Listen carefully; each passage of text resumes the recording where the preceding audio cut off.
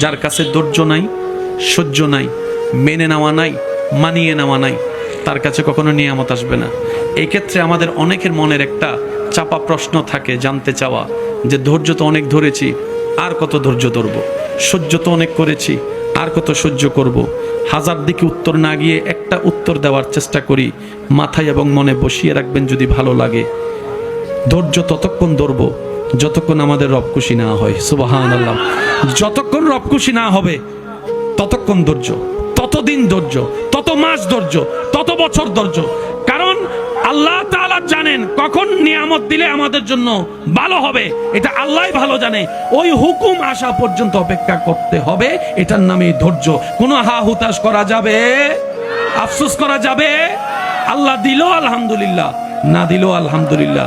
সুখ আপনাকে খুঁজতে হবে না, দেখবেন সুখ আপনার ঘরে নিজে থেকেই চলে আসবে। বলেন সুবহান।